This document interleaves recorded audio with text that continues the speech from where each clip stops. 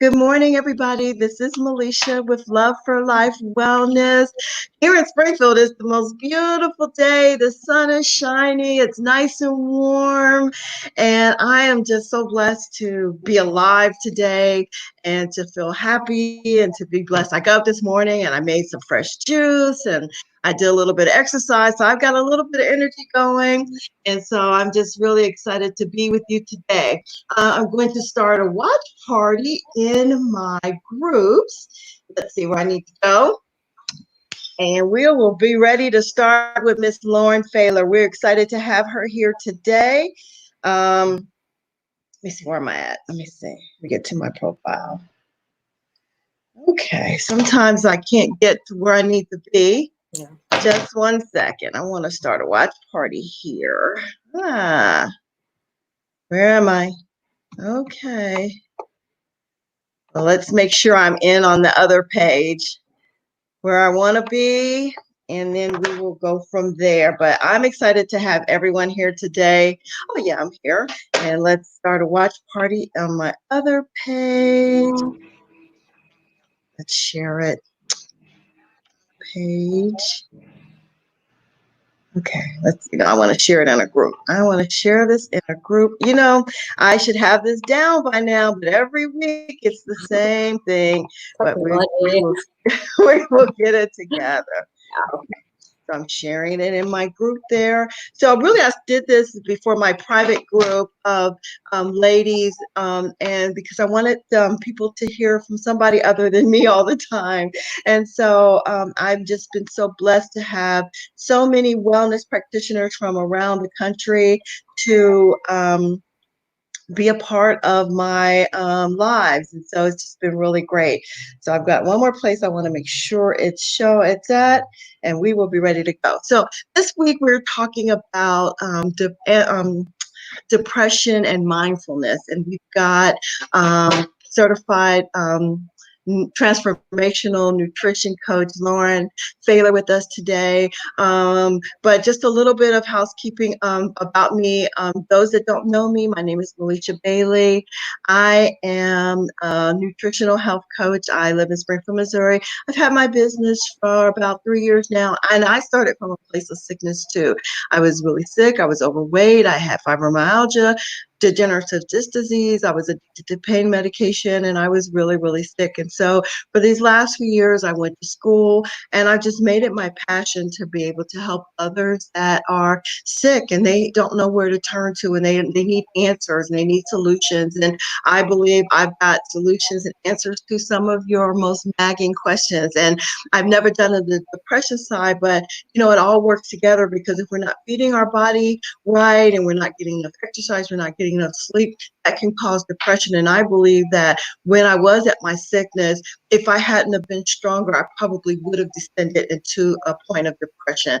And so I'm glad I didn't go that route, but it could have easily happened. So I'm just grateful that it did not happen for me that way. But we have somebody that's going to talk to us about depression and how we feed our bodies. And so it's so important. So I've got Miss Lauren Faylor with us. So Lauren, introduce yourself and tell us how you began your journey to wellness through your depression. Perfect. Thanks for having me, Melisha. I'm really excited to be here today, everyone. So yes, I'm a certified nutritionist from the Institute of Transformational Nutrition. So like you said, that's connecting the mind, body, and spirit. Everything is interconnected. And especially with depression, we find out how true that is nowadays too. So I just wanted to talk a little bit about my journey to start. So when I was about 16, I went to a psychiatrist for some OCD behavior, and they also found out I was depressed, and that was kind of contributing to my OCD behavior. So the first thing they did, I want to say in the first 15 minutes of me entering the office, they gave me an antidepressant. And at the time when you're receiving an antidepressant, you're like, oh, finally, I feel seen. I got this diagnosis. Now I'm going to start starting to feel better. And, at 16 years old, you're not completely fully developed. It's just like, you don't really know how to handle your emotions. But so quickly, I just went on this antidepressant, and it was Prozac, one of the earlier ones. So I started going on the Prozac, and every now I'd have to go back and check in, and I would find it would work for a minute and then it would stop working. And they say, oh, this happens, okay, we're going to go on this other antidepressant. It would work for a minute, it would stop working. Also, I'd have these other side effects that went along with it. Like I wouldn't be able to sleep. I'd be queasy. I'd be increasingly agitated, like anxious. Really before this came about at the time period, but my sex drive was completely just obliterated. Just all these other side effects that went along with the depression. So it became about, okay, so you have these side effects. Let's try to manage the side effects with another medication. Mm-hmm. And it just kept going on and on until eventually I hit college, and I eventually went on birth control pills. And that was when I had a steep drop off. I was suicidal. It hit a breaking point, and I had to go out of school. I had to go into the hospital, and so I went into an McLean hospital. It's actually the movie Girl Interrupted. That's featured. That's kind of fun. So eventually I started getting into these outpatient programs, and I started going through a CBT program, which is a cognitive behavioral therapy. Mm-hmm. And that was the thing that really started hitting home the most. It was, I was depressed because, I did have this chemical imbalance, but there were also a lot of my thoughts that needed correcting, and nobody really you try to address it through therapy, but it's, as a teenager, things aren't always available to you. But the cognitive behavioral therapy really created the mindfulness around why I was thinking the way I was thinking. So that was a very important part to establishing my mindfulness. So I would continuously be on these antidepressants for basically 10 years after that, battling with my psychiatrist, like, I don't want to be on these anymore. I don't feel like I should be feeling, and just having her give pushback. No, you have a chemical imbalance. You need to be on these. I would try to go off cold turkey, not knowing a good way to do that. And then I have a very steep drop off again, and have come back to her, and she would say, nope, see, this is what happens when you go off of them. And I really didn't want to. That just didn't seem like reality to me. I don't think that's, that what we should strive for. I'm like, you can feel up here, but you feel down here most of the time. That's just kind of your life. And that's just kind of for you, that's your truth. I'm like, that's not where I want to be. And I refuse to believe that. So I started, because I was so exhausted all the time. I'd wake up and I would just immediately want to go back to bed.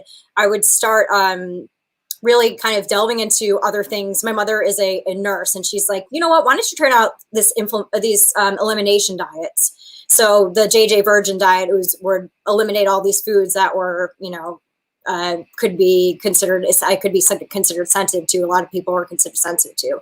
And I really started to think, I'm like, oh, wow, this is making a little bit of a difference. So I went on, not really thinking much about it. Sometimes I'd be on it, sometimes I wouldn't. But further on, I would eventually really hit my breaking point with the meds. And I discovered a doctor, Dr. Kelly Brogan, who used to be a psychiatrist, and then now does not prescribe her patients medication anymore because she realized how incredibly dangerous she was. And that's not a lot of research that we see. So I went on her diet, and ever since then, I went to a functional medicine doctor, and with their help, I was able to wean myself off of 20 years of antidepressants, and I don't have any side effects anymore. I have more energy. Everything is kind of returned to normal. There are still thoughts that come up, whatever, but I'm able to manage them more efficiently with the mindfulness and and eating well. I think it's all very interconnected.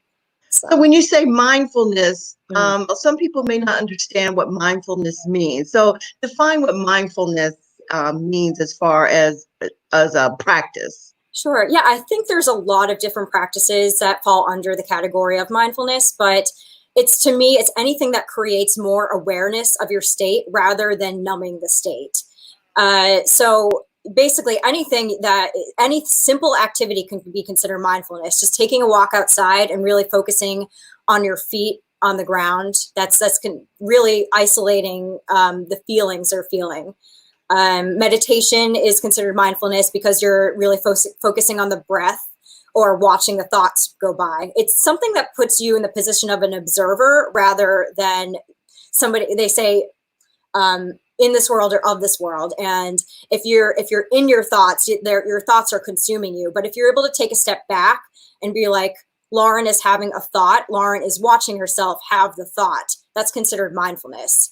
And so it's really the awareness around anytime you're able to put yourself back in the position of the observer is where you're going to, create, is where you're going to kind of create the habits around that and be able to get more knowledge about how to move forward from there. So your mindfulness help you create better habits, which is something that we strive for all the time. As coaches, we want our clients to change habits around the way they think and the way they eat and the way they approach exercise and the way they approach life in general, period, as they're on a journey to wellness. And so that mindfulness is a big key. And so when you add the nutritional part to it, that just takes it up a whole nother notch. And so you did the mindfulness and then you added the nutrition. And so what, everybody's bio-individuality, nobody's going to be exactly the same, but what did you do as far as your nutrition? Did you cut out certain things? Did you add certain things into your diet to help bring that balance back in?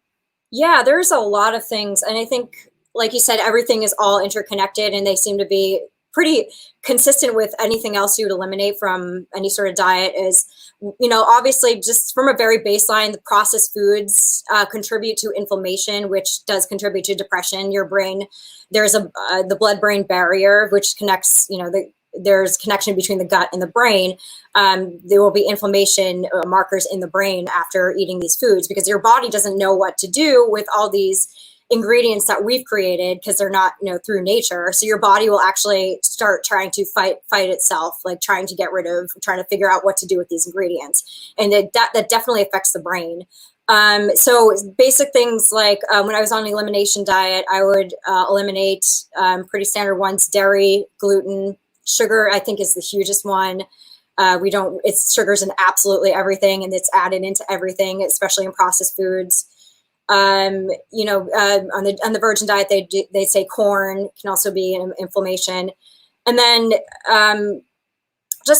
basically whenever we don't eat enough vegetables, so trying to up the amount of vegetables, it is so incredibly important for the neurotransmitters in the gut to create those feel-good chemicals for the brain. So we'll get more into that in a second, but yeah, so anything that has chemicals in it, we want to be eating more organic because the chemicals are depleting the microbes in the gut that are creating our feel-good chemicals for the brain. So we want to make sure the meats we eat are all organic. They're not treated with pesticides. They're not treated with antibiotics, are a huge thing to destroy any sort of gut flora that we have. So we want to make sure whatever we eat doesn't have any antibiotics in it. Let me see, gluten, dairy, sugar. Yes. Yeah, so those are the biggest three ones that I effectively try to eliminate on a regular basis in order to feel better. So, yeah. And so when you how did you put your body in balance through mindfulness and through your diet? Is that your normal approach when you're working with your clients? How does that work? Yeah, so I think I can't emphasize the importance of taking small steps because especially when you're depressed, you're immensely overwhelmed. So I like to say try an elimination diet, which is, can be daunting for a lot of people because, you're not really sure connected to why you're doing it. So I like to really start small and leave mindfulness around creating why are you eating the things that you're eating? Mm-hmm. So that's a big thing. In the Institute of Transformational Nutrition, they'll say, what are you really hungry for? Mm-hmm. So that's creating the baseline awareness of what you're hungry for. And then moving from there, what's something else we could replace this kind of go-to food that you eat when you're hungry for something that is going to help you create a more positive outlook. So it's all interconnected. So are certain foods, I know no sugar can be in dairy, but do certain foods put you in a more depressive state than other types? I mean, we know that, if you need to eat, clean, organic fruits and vegetables and meats, but are there certain foods that really can trigger a depression cycle? I really think sugar, I want to say, is the biggest one because if you look at the standard American diet, we will from the first point we wake up in the morning, we eat carbs, and those break down like sugar. At that point of the day, our cortisol is at its highest, which is the cortisol is a stress hormone because it's trying to get you up. And then when you're eating things like, sugar and coffee and anything that's going to make you more stressed or more awake, that eventually it depletes the chemicals. It depletes the vitamins that will make up the chemicals, such as like B12. When you're overproducing cortisol, like through sugar, your B12 does get completely kind of depleted through that. So that sugar, I think, is probably the biggest one. Like I said, we start off the day with sugar, and then we have spikes and crashes from that, and then we crave more sugar to try to like get back more energy. And so really, I think correcting that is the first place to start. So what do they say to do in place of that is really get more protein and more healthy fats, that they're longer sustaining forms of energy, and you're not spiking and crashing. You're not having the anxieties and then the depressions from there. So that's the biggest one I say to target first is sugar. Sugar. So let's talk a little bit about unprocessed emotions. Where do those come? Where do they lie, and where do they lie, and where do they go? Yeah. So unprocessed emotions, I think, I want to say most of them do stem from childhood, and we don't really know. We've developed beliefs around them, so we're thinking what is right and what is wrong based on outdated beliefs that we've developed as children. So the hippocampus is a part of the brain that creates memory, but it's not infallible. When our memories are always they're not always accurate, and so if we've created something like you've gotten scolded for eating something out of the cabinet, and so you're whatever you create the gaps in between to create beliefs about like, oh, I shouldn't go for food, or I shouldn't stand on a chair. Like the kids don't always understand why they're being told to do certain things, so they start creating beliefs around them. So I think anytime we have a certain belief, it really behooves us to examine, I guess, where exactly it's coming from, and to like I said, through cognitive behavioral therapy is a great tool to break that down. Why we're having this emotion, what is the thought process behind the emotion, and what is the behavior that will stem from that. And we realize that a lot of our behaviors are stemming from these emotions and these thoughts that are pretty outdated. So I mean, in a current day situation, like an example of this would be if you see a friend and they don't say hello to you, your first thought would be, oh, this friend doesn't like me, and you would feel rejected. And then the next time you see the friend, you would not go to talk to her, and then that creates like a huge rift in your friendships, and then that's something that can keep happening on a regular basis. So really, instead of we call them intrusive or automatic thoughts. Instead of having these, it's really just breaking that down and being like, how much accuracy is to this statement? Could there be other possibilities? Could it be my friend didn't see me? Could it be my friend was distracted? And then from there, you're able to say, okay, knowing that, maybe that possibility, what is that emotion that what is the emotion that stems from that? And it could be a little bit more understanding or acceptance.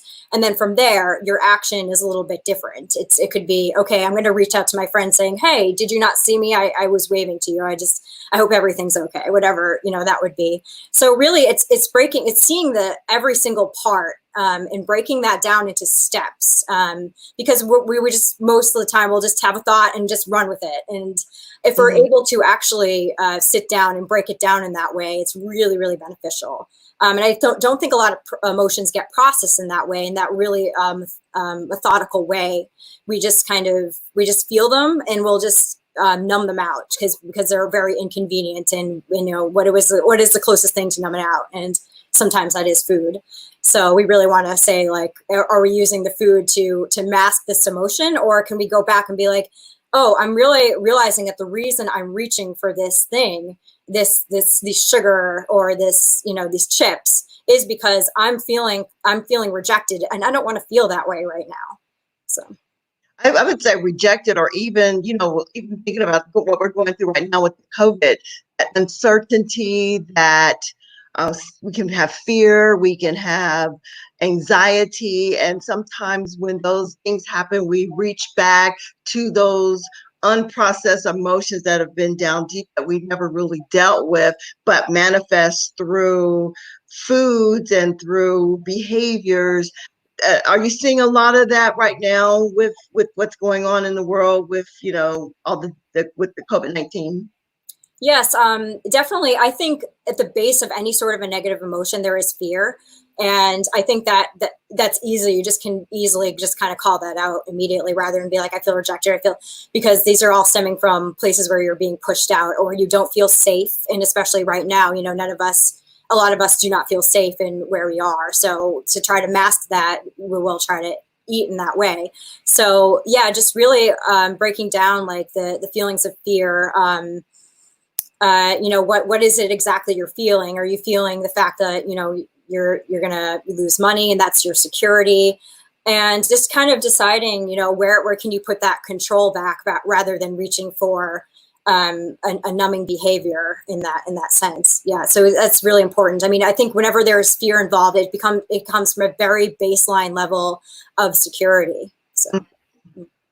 So yeah, a lot of people right now are feeling very insecure. People have lost their jobs. They're worried about their health. They're worried about their loved ones, and so that fear and that security is very diminished or heightened. The fear is heightened, and the security is diminished, which is bringing up all kind of emotions. And I'm just wondering, will we see more people that will experience depression that maybe never have experienced it before because of what's going on right now? Yeah, I think definitely. I think also the fact that we just have the time to sit and think and mull over things is a big part of that. We don't, when we're doing that, it's not like we are coming from a mindful state. We're out of fear. We're watching the news. It's just like all these emotions are circling down and we don't address anything in a really methodical way, the way I was talking about.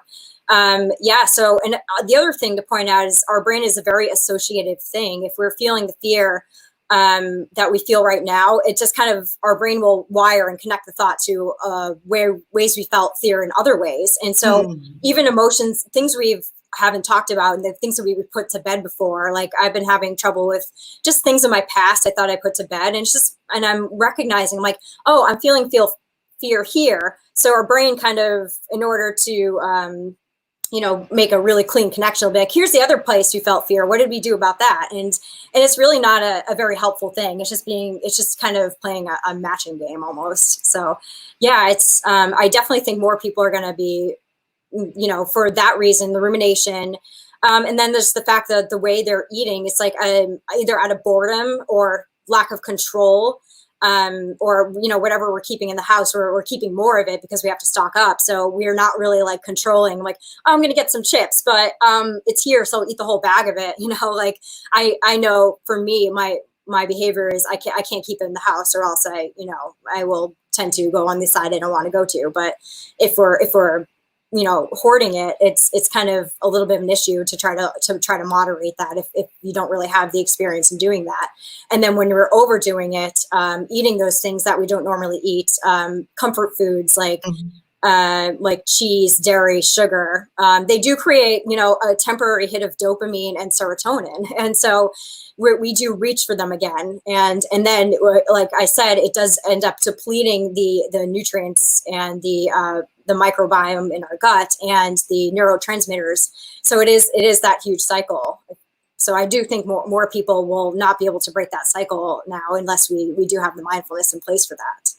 Well, I'm a health coach and I eat fairly healthy, but I'm just going to be honest, with what's been going on, I've been home more. I lost one of my jobs and I'm sitting at home, and actually my first thought was to kind of revert back to old behaviors of eating more sugar and chips and stuff like that. And I did, but I had to stop. And I'm like, no, I don't want to go down that road. But a lot of people can't stop and they just keep going and going and going. And so like, even for me, I'm going to get ready to do a detox because I just want to get all that gook out of my system and get fresh and clean, but but the thing is, you can go down that road so easily before you even think of it. Even as a nutritional health coach, I mean, you can not unless you're not you're really, really aware. And then when you think about the emotions, I never really thought about the behavior connected to and emotion, which Mhm. makes it even, more profound, So Yeah. how And have you been able to keep yourself during this time? yeah, I mean, I've been having some difficulty as well. I mean, I'm not in the place I usually am. I'm from New York originally, and now I'm Mhm. back home in Massachusetts, and my parents eat a little bit differently than I do, so things are in the house. So really, I have to stop and look. I mean, there have been times I've slipped up. I think the first thing is when you slip up, just to not create shame around that, is because Right. yeah, I mean, I think that's where the cycle starts beginning, is we start feeling bad, and then we start feeling like all our process is, all of our progress is out the window. So, Hmm. oh, I already ate this bag of cookies today. I might as well eat this block of cheese, because what does it matter? So, Right. yeah, really being able to cultivate those mindful habits, and it is in recognizing what a process it is. It's not going to be something that's going to be. It's kind of a muscle that needs to get flexed. So certain things that I would do, like there is this thing from the 70s called HALT. Are you hungry, angry, lonely, or tired? And Hmm. just like addressing, like, why am I reaching for this? Like really, really sitting with myself for a minute, being like, all right, am I hungry? Am I not hungry? If I'm feeling hunger and I just ate, maybe I'm thirsty. That's something that happens often. And really just kind of sitting that with that and being like, okay, maybe I'm afraid right now. Where is that fear coming from? So anything you can do to put, if we've made it really easy to reach for food, we have less of a time to intervene. So we want to, kind of create an additional barrier to really reflexively reaching for that. So can you just, if you have the chips, let's say, can you put them in a really difficult place? Can you put them in your back of your pantry, just so you can have the opportunity to be like, whoa, wait a minute. This is a long walk. I have time to process during this walk. Do I really need this right now? So this is the first, a first step. Yeah, so I think that's a really important part of it. And like I said, the shame around that once you've started eating is just like, okay, can you still take a step back? Can you breathe? Can you process this and be like, okay, that's it. I'm putting this down now. This has happened. That's okay. I'm human. I'm still growing. It doesn't negate anything I've done in the past. I forgive myself and then move forward from there. So, I love that. yeah. I love that because we have to forgive ourselves and move forward. And the thing is, don't let's stay there. So I have thinking how to create mindful practices. And so is that part of creating that mindful practice is just taking a minute, breathe, process through the emotion, and then move on? Yeah, I think we don't really, in our society, we don't value breaths as often as we want to, or people think it's a condescending thing to say, like, take a breath. Hmm. And there's so many reasons behind it. It's just to it really just creates a hugely calming sensation, and there are scientific reasons behind that. I mean, it really soothes our parasympathetic nervous system. It really kind of it stimulates your lymphatic system, so it's like it's making everything move and process throughout the body. It's just sending a signal of safety to your brain. So like I said, the byproduct of emotional eating, or the stem where emotional eating comes from, is usually feelings of fear. So if we're in this state, if we're really able to calm ourselves and to say, like, hey, you're actually safe right now. It doesn't seem so from an evolutionary perspective. I mean, that's where this is all coming from, is we'll hyperventilate and we'll lose our breath when we feel like we're in danger. If we're able to send that signal of safety to ourselves with a really deep breath, and there are a bunch of different breathing techniques out there, but whatever, just even a deep breath is sending a signal of safety, and you're more likely to be able to move from that place knowing and make a more informed decision from there. So that's one mindfulness practice. Yeah, like I said, meditation. Also, journaling is really important. That's for, if you are feeling this, or I even have a morning journaling practice. And I got started doing this through something called The Artist's Way, and by Julia Cameron. And she actually has, Yes. it's a great book. She has a book also called The Writer's Diet, because she noticed when people were doing The Artist's Way that they would actually be emotionally eating less, because when they're writing stream of consciousness, they're seeing their thoughts in the page, and they're able to process them, and they're able to have awareness around those thoughts, and creating more awareness would trigger them to be like, oh, you know what? I'm aware that I'm having this emotion right now. I don't need to numb it out in any other behavior because I know what's going on. So that's been a really big practice for me as well. That's So, great. yeah. Let me just stop just for a second. We've got quite a few people on today, and I want to see if anybody have any questions. We have Marcia on, Helen on, Sharon, Chris, Tyron, Asmina, Carly, and Rita, and quite a few of these are graduates from the Institute of Integrative Nutrition, which is where I graduated from. But I just wanted to see if anybody has any questions for Lauren this morning. I mean, she's packed a whole lot of information to us today. So if you got your questions, please share them so I can funnel them to Lauren before we go on. And so this has been an important show because I even had a relative of mine text me, send me a email saying, that isolation, it can bring on, when you're at home and you can't be with your relatives or you can't go here and all, there can bring up some depression and those old feelings and those old behaviors. And it's so easy to revert back to those. And so that's why I just knew this was such an important show, because I think a lot of people are right in that same place. We want to do right, but sometimes it's hard because we've got our mind on so many other things, and we reach for the things that are comforted. But I like what you said, do not have any shame, take a breath and move on. That breath work is so important. Meditation and journaling, that's one of the first things some of the things I really share with my clients. I even created a journal, a mindfulness journal, so that people can look at how they're feeling, put it down on paper, and then go back and connect the emotions to how they have been eating and how they're feeling. Because to me, sometimes when you eat something, then you get a feeling. So you got to connect the food to the feeling and to figure out why you maybe have eaten certain things and connect the feeling. A lot of people don't connect the feeling to the food. Do you feel that in your practice? Oh yeah, all the time. I mean, I think it's just kind of default that people, 75% of emotional eating, of overeating comes from emotional eating. I just think I just don't think we're in a culture where we do create a lot of mindfulness. In fact, I think we're in the opposite. I think we're told to push down emotions. So this is a very tangible way and ineffective, and unfortunately, a way of processing this, because we don't have a lot of other things in place. So yeah, I definitely think just having these activities in place, and we really have to teach them to people because they're not taught in a lot of different places, is a really big first step in addressing that. So you do a thing called EFT, emotional freedom technique for Yes. fear and emotion.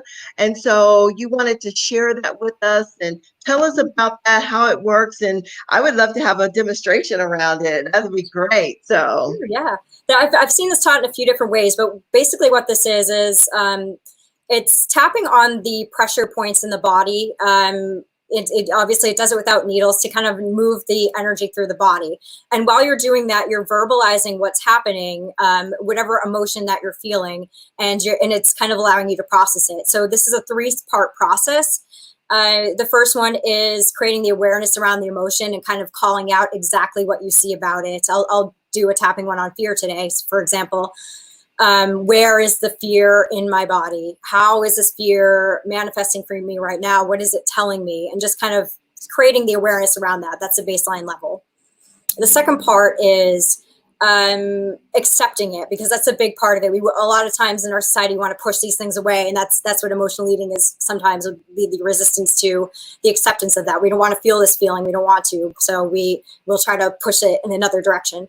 So the acceptance behind it, and the third part is the release of the emotion, because we have in really acknowledging the fact that we have the opportunity and the choice to release emotions. We don't have to hold on to them once we've fully processed them. So it's really great. It works from a very primitive standpoint, because it kind of from a time where we were pre-verbal, and if we're able to verbalize and create an action behind what's going on, it really connects both those sides of the brain. So yeah, I'll go through that now. Just gonna get comfortable. So the first part is we're gonna just tap. Oh, I always forget to say this. it's really interesting if you rate the emotion that you're feeling beforehand, because a lot of times if you're at a 9, let's say 10 is the highest, and if you're at like a 9 or an 8, and then you go through this practice, sometimes you won't even realize it'll go down to a 4, and you'll be like, oh, I didn't even realize it was such a big deal to begin with. It's so effective. It'll kind of convince you that the emotion wasn't a big deal. So let me ask you, before you go forward with this, let's identify some of the emotions that people may be feeling. Fear, anxiety, what other kind of emotions may be there that people may not even be aware of before we go forward? Fear, anxiety. yeah, loneliness. Okay. Yeah, fear, anxiety, loneliness. Just a loss of control. So helplessness, I'd say. I think those are some good ones. Okay. Yeah. But I always like to start from fear because, as I said, this is like the very baseline of all those emotions. They all connect Okay. to that. So I'll start with Gotcha. Okay. Fear. yes. Gotcha. Okay. So I'm going to start with the setup statement. I'm going to tap the karate chop point with my left hand. I'm going to go in my right hand. I'm going to take a deep breath. I'm going to say, even though I feel all this fear, I love and accept myself anyway. Okay, that's the setup statement. So from there, we move to the top of the head, and I just say, use your fingertips to go around. All this fear in my body, I'm really aware of it right now.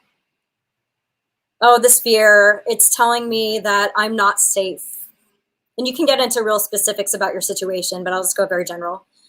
All this fear is telling me I'm not safe. You're going to go top of the head, and you're going to go to the inside of your right eyebrow. All this fear. Oh, I feel this fear in my body. I feel the tension in my chest and in my stomach, wherever that's manifesting for you. I feel this fear in my chest. All this fear. I'm going to go under the eye. Ooh, all this fear in my body. It's telling me that I'm unsafe. It's telling me that there's nothing I can do and that I'm completely helpless. All this fear under the eye. I'm going to go under the nose, top of the lip. All this fear in my body. I see it, and I'm very aware of this fear right now. Now under the chin. All this fear in my body. It makes me feel so out of control. I don't know what to do with this fear. I'm really aware of this fear. It's my biggest truth right now. It's just making me move in ways that I don't want to move. And you're going to massage your kind of under your collarbone here. All this fear in my body. Oh, it's making my breath short. It's making me have a lot of unwanted thoughts. All this fear. I don't know what to do with this fear. Now you're going to go under the brow bone here. All this fear in my body. All this fear. I'm so aware of it right now. I'm really looking at it, and I'm examining this fear. Okay, and then I'm going to go under the armpit. All this fear. Okay, just keep breathing through that. Now I'm going to go into the second part, which is the acceptance. I'm going to go back to the karate chop point.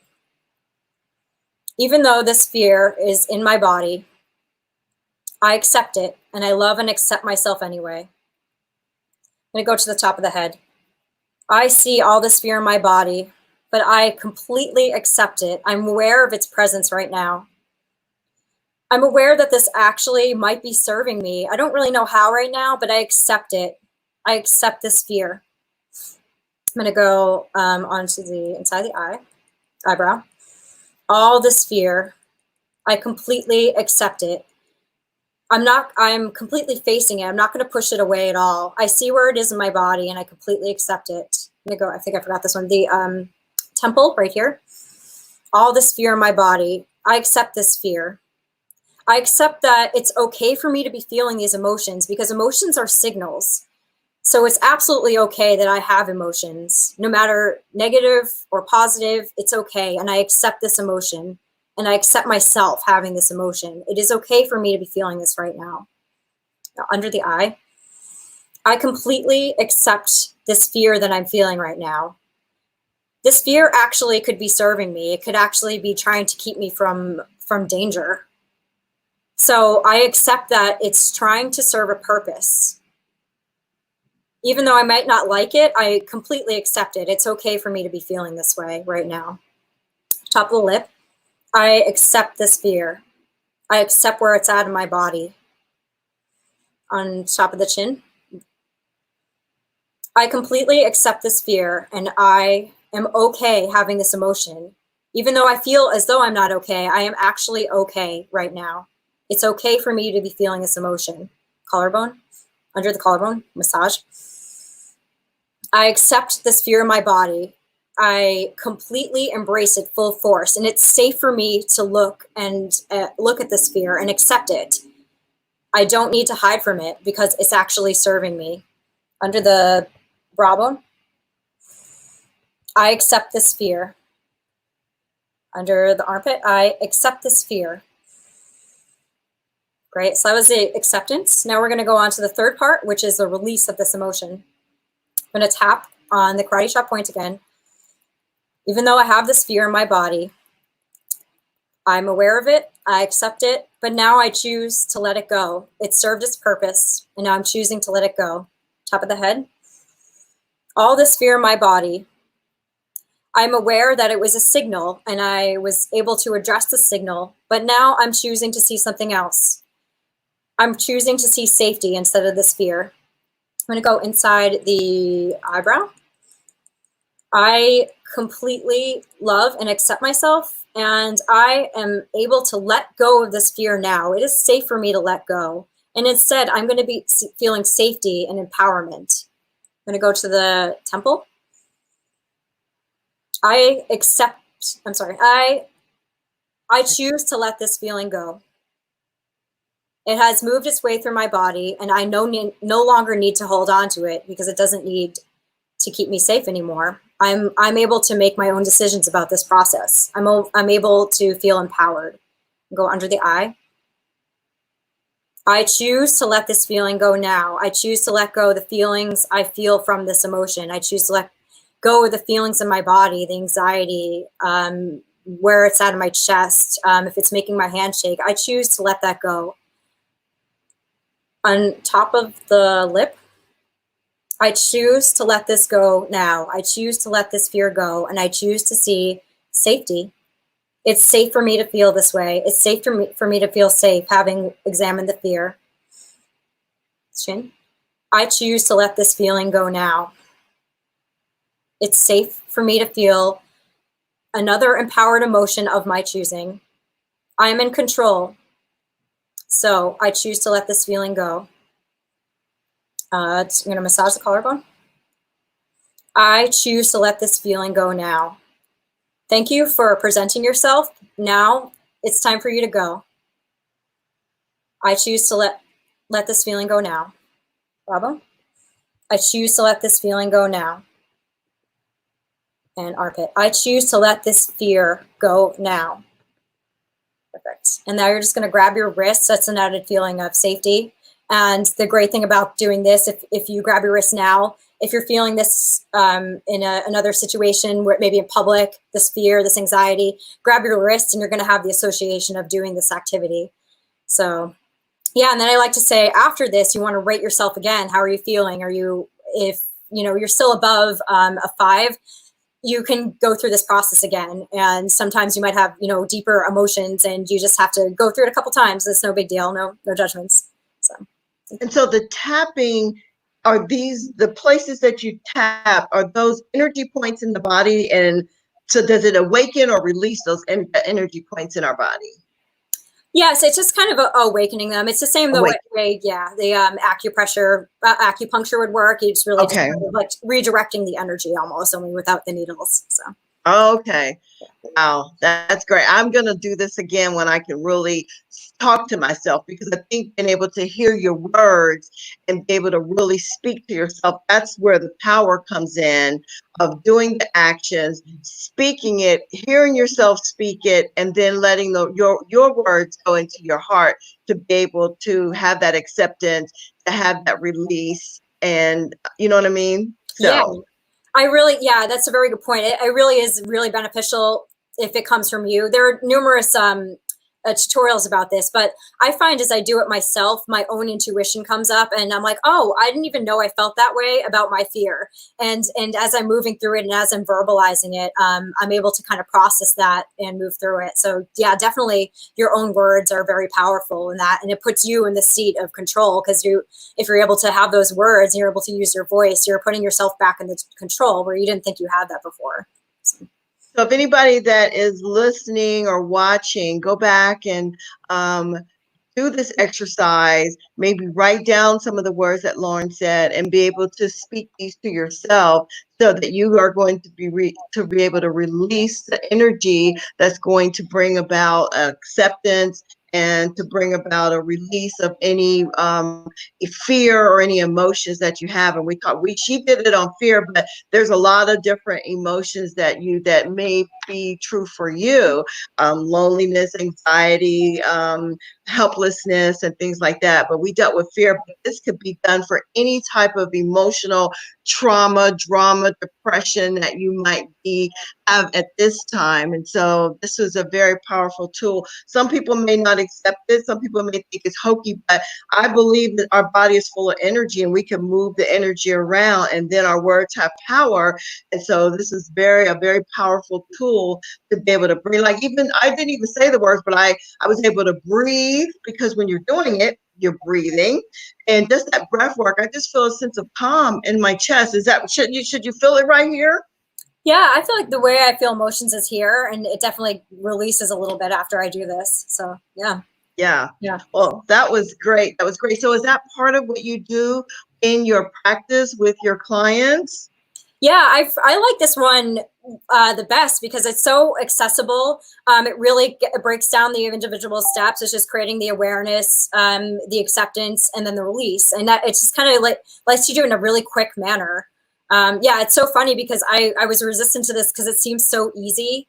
I didn't do this for the longest time. I thought it was hokey too. And then, yeah, but it really, if you try it, it is very calming after. I've never had it not work. So. And it almost feels like and I couldn't even say the words, but it almost feels like a release after meditation. Because, after you meditate, you just kind of feel that calm, and that feeling of release and that calmness. And that's kind of what I feel now. And so I think this goes hand in hand with another mindfulness practice of trying to release any depression and anxiety, especially what people are going through right now. Yeah, So. it really is. I think it even is a little bit more accessible than meditation. Meditation is something you have to build on time, but this is great because it's really it's calling things out. Where meditation, you're kind of like, no, come back in this direction, come back in this direction. This is like everything's out there. I'm looking at it, and then you can move on from there. So if you're not a meditator, I think this is a great place to start to create awareness.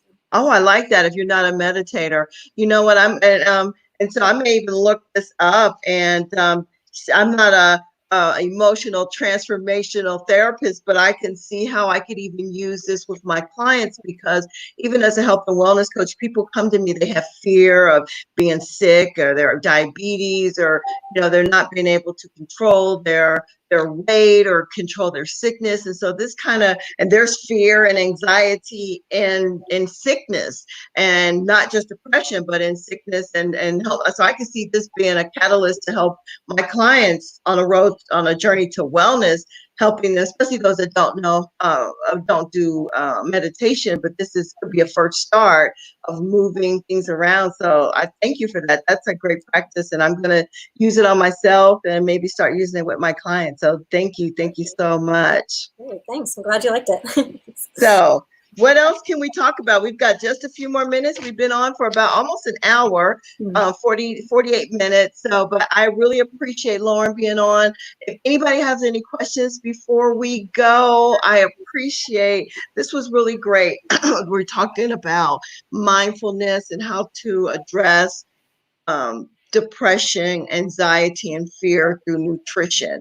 And Lauren gave us, so if you could give us 3 tips before we go of how to do this, just give us 3 things off the top of your head of how to address our depression through nutrition and mindfulness. Okay, yeah, so definitely the first thing is be aware. So I just, very simple practice again, 5 things. what do you see, hear, taste, touch, and smell in the moment? Just to put yourself back in your body.